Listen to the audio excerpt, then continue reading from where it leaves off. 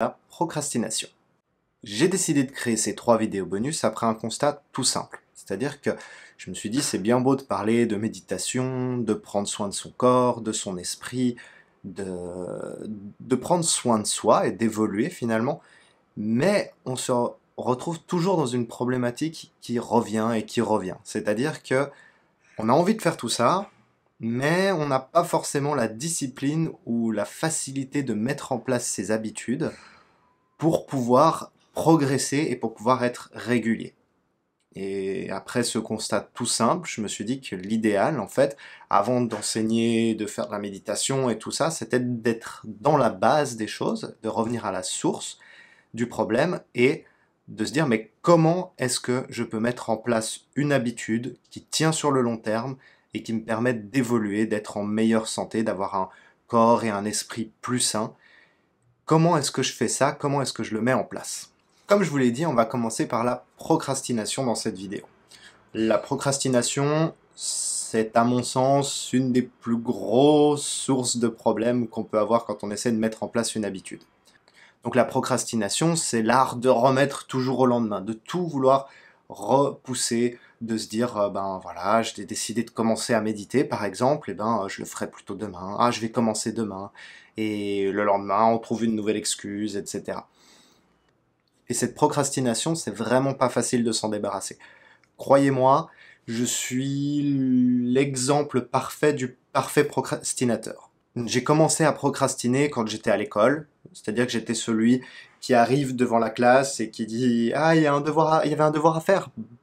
Bon, bah, je vais le faire maintenant». Donc je finissais mes devoirs juste devant la classe, une demi-heure, 15 minutes avant que le prof arrive. Et puis c'est là, ce moment-là, que je faisais mes devoirs ou que je révisais pour mes épreuves parce que je procrastinais toujours. Je me disais, oh, oui, oui, oui, je ferai mes devoirs demain, je ferai mes devoirs demain, etc. Et ça a fonctionné plutôt ok pendant une certaine période, pendant la période où j'étais à l'école. Et puis au fur et à mesure, ça a commencé à me poser de plus en plus de problèmes parce que j'avais des choses plus importantes à rendre, des choses plus importantes à faire. Et je me suis rendu compte petit à petit que finalement cette facilité à procrastiner, c'était pas quelque chose de bien, c'est quelque chose qui m'handicapait de plus en plus et qui me posait de plus en plus de problèmes, qui me stressait au quotidien, me faisait avoir une mauvaise estime de moi-même parce que je ne mettais pas en place les choses que je voulais mettre en place. Ça m'a paralysé pendant longtemps pour prendre soin de ma santé, pour créer une nouvelle activité professionnelle. Ça m'a pas mal pourri la vie en fait, cette procrastination. Alors maintenant, je vais un peu mieux, je rechute hein, des fois. On va dire que je suis pas du tout parfait. Mais j'ai commencé à trouver pas mal de petites astuces pour éviter de procrastiner et aussi identifier des raisons pour lesquelles on procrastine. Et c'est ce que je vais partager avec vous maintenant. C'est les plus grosses raisons de procrastiner. Parce qu'avant de vaincre la procrastination, c'est bien de comprendre pourquoi est-ce qu'on procrastine. Et à travers ces raisons de procrastiner, je vais essayer de vous donner des petites astuces pour contrer chacune de ces raisons. La première de ces raisons, c'est le perfectionnisme. Quand je dis perfectionnisme, c'est-à-dire vouloir toujours faire les choses parfaitement, dans le cadre idéal, de manière la plus géniale possible, et de ne pas s'accorder le fait qu'une activité, une action ou quelque chose qu'on fait, ben finalement ne sera factuellement jamais parfaite. Le perfectionnisme, c'est une très grosse raison de procrastiner. Je prends un exemple. Imaginez, vous voulez commencer, je reprends l'exemple de tout à l'heure, à méditer. Et pour ça, bah, vous allez vous dire, ok, je vais commencer à méditer demain, et c'est le lendemain, vous arrivez, vous commencez à regarder où est-ce que vous allez méditer, bon, vous rentrez dans la première pièce, ah, il fait trop sombre, vous vous dites que vous allez vous endormir, vous regardez la suivante, ah, il y a un peu trop de bruit, puis ensuite vous vous dites, ouais, mais finalement aujourd'hui je suis un peu stressé, j'ai mes pensées qui partent dans tous les sens. De toute façon, ça va servir à rien de méditer parce que ça va pas être une bonne session de méditation. Je vais commencer à réfléchir ou alors je vais m'endormir. Enfin, de toute façon, les conditions seront pas bonnes et la méditation ne servira à rien. Bon, factuellement déjà, c'est totalement faux.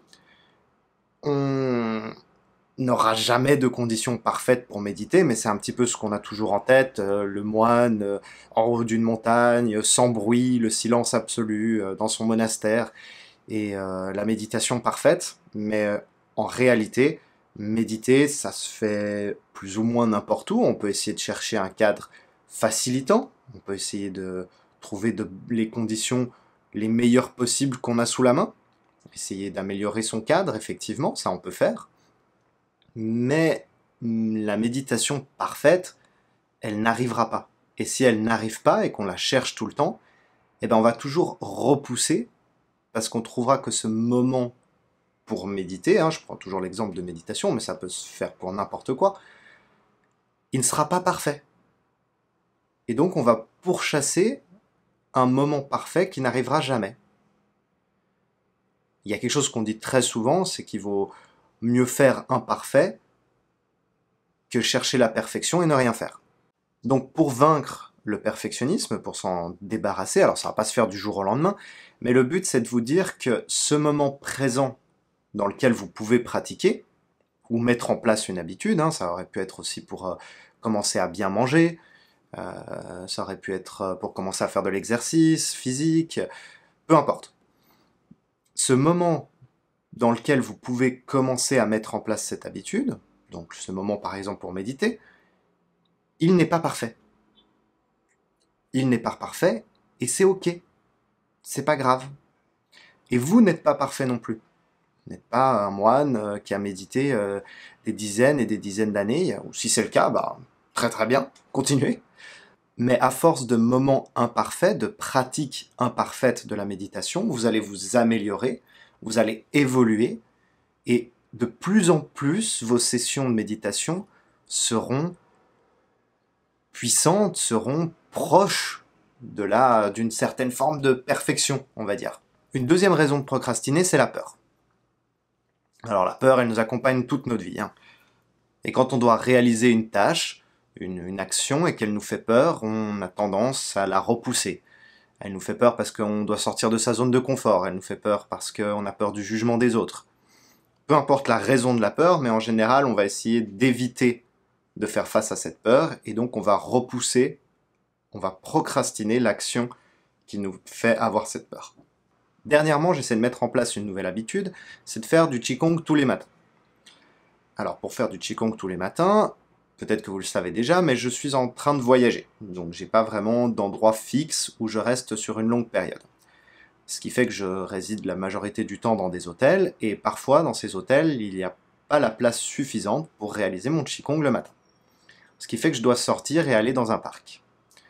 Et alors là, au début, il s'est passé un truc classique, je vais dire, mais j'ai commencé à repousser mon Qigong parce que je savais que je devais aller le faire dehors dans un parc. Pourquoi ça? Parce que j'avais peur, en fait, d'aller dans ce parc et d'affronter le regard des autres, les gens qui allaient me regarder pratiquer. Je me disais, non, mais je suis un débutant, ça va être nul. En plus, à ce moment-là, j'étais en Chine et à Taïwan après, donc j'étais un peu là, ouais, autour, il y a des gens qui pratiquent le Qigong depuis longtemps, ils vont trouver ça bizarre qu'un occidental pratique dans le parc, etc. Enfin, je me suis pris la tête, je me suis posé plein de questions inutiles, et finalement, un jour, je me suis dit, non mais, en fait, on s'en fiche, fais-le quand même, t'as envie d'évoluer, t'as envie de pratiquer le Qigong, le seul moyen c'est de le faire dans ce parc, alors fais-le quand même. Et vous savez quoi? Eh ben, finalement, les gens en avaient rien à faire. Et c'est la majorité du temps comme ça. C'est-à-dire qu'il s'est rien passé, j'ai fait mon Qigong et tout s'est très bien passé. Et souvent, c'est ça, on a des peurs, on les imagine dans notre tête, on imagine les pires scénarios qui vont arriver, et en réalité, il se passe absolument rien. Donc voilà, les peurs, c'est un fait, elles vont faire partie des raisons pour lesquelles vous allez procrastiner, elles vont être sur la route de la mise en place des bonnes habitudes, et le seul moyen, je dirais, de les vaincre, c'est de les affronter, c'est de faire malgré la peur, de mettre en place votre habitude malgré le fait que vous avez peur, malgré le fait que vous avez des doutes. Faites quand même. Et petit à petit, la peur va diminuer, vous allez vous rendre compte que finalement c'était pas du tout aussi horrible que ce que vous aviez imaginé, et vous allez désamorcer la peur. La troisième raison de procrastiner, c'est de privilégier les bonheurs instantanés plutôt que le bonheur sur le long terme, l'évolution. Ah, pour moi, ça c'est un point difficile. Déjà qu'on vit dans une société où on favorise le bonheur instantané, c'est-à-dire que dans une société de consommation, dès qu'on achète, on a un rush de dopamine, on est content, on est tout le temps sur ce bonheur instantané, la nourriture, il faut que ça soit bon, on veut être récompensé tout de suite, que ça soit aussi les jeux vidéo, la télévision, tout doit être stimulant tout de suite et maintenant. Et on a perdu cette patience, on n'a plus la patience d'attendre une évolution sur le long terme et de récolter les fruits qui vont prendre du temps à pousser, c'est-à-dire d'une pratique quotidienne, etc. Pour prendre l'exemple de la nourriture, imaginons que vous voulez commencer à manger plus sainement.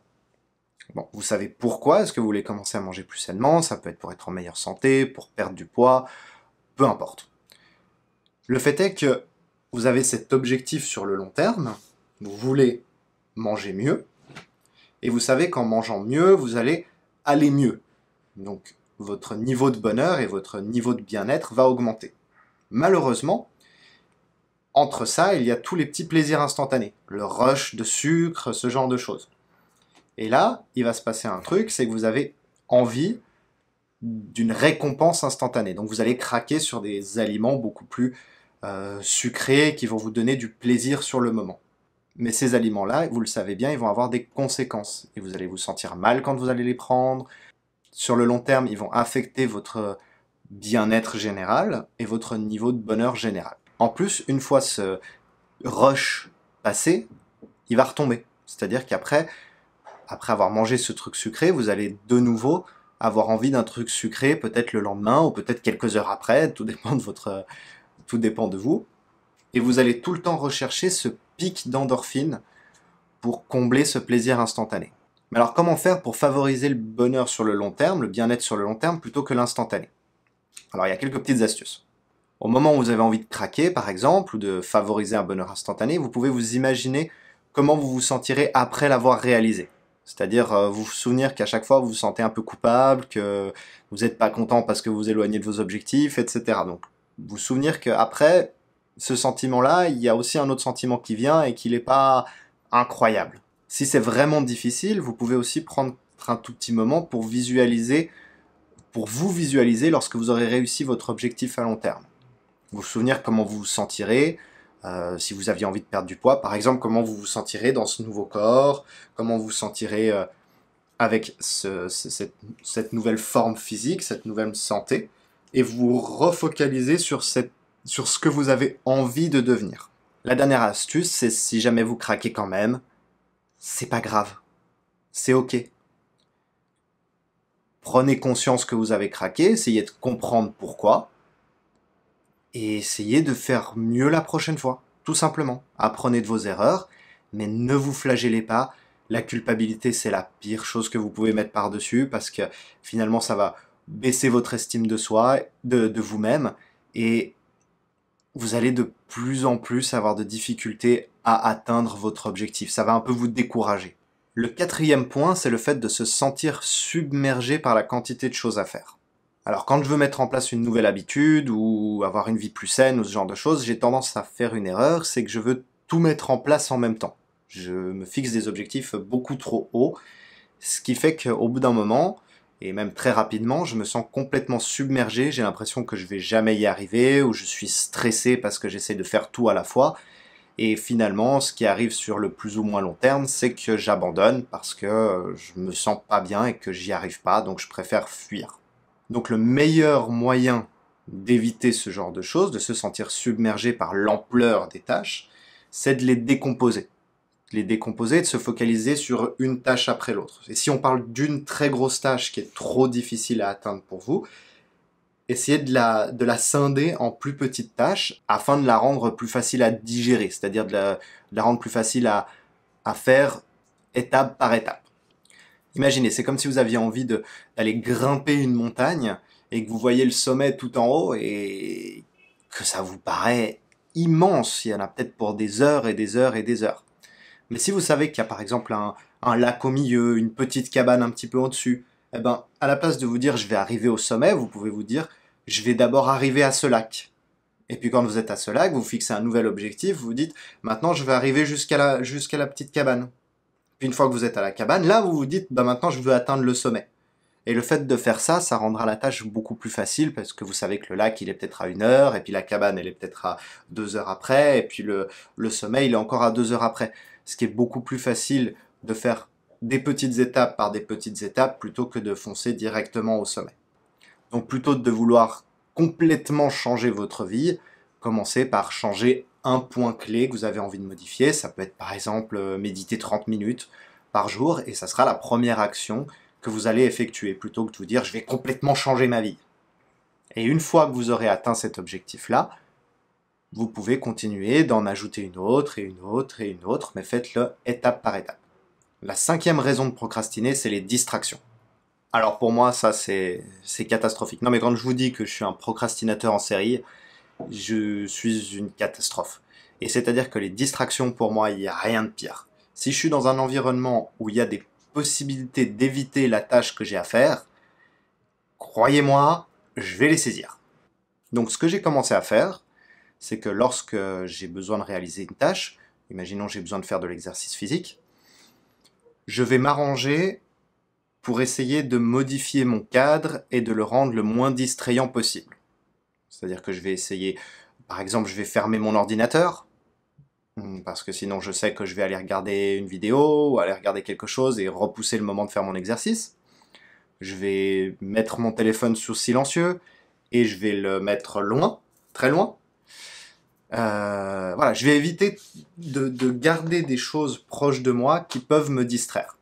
Et essayer de ranger mon environnement proche afin d'être dans les meilleures conditions pour me focaliser sur cette tâche que je veux réaliser. Une autre chose qui peut arriver, c'est que pendant que je fais mon sport, des fois j'ai des pensées qui viennent. Ah mince, il faut que je fasse ci, ou il faut que je fasse ça, j'en sais rien, par exemple plier mes vêtements, ou ah il faut que je range telle chose. Eh ben plutôt que le faire sur le moment, j'essaie de garder quelque chose pour noter juste à côté, et je note ce que j'ai à faire, et je le fais après mon sport. Parce que sinon j'ai tendance à arrêter mon sport, à aller vite le faire, revenir, et ça, il n'y a rien de pire. Donc pour résumer, créez un cadre avec le minimum de distractions possible.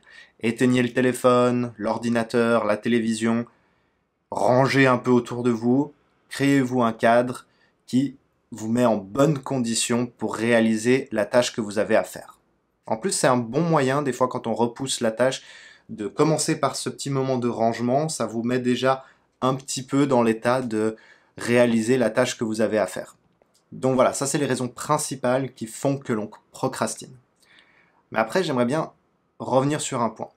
Procrastiner, c'est à peu près normal pour l'humain. C'est-à-dire que, à mon sens, on procrastine tous quelque chose dans notre vie.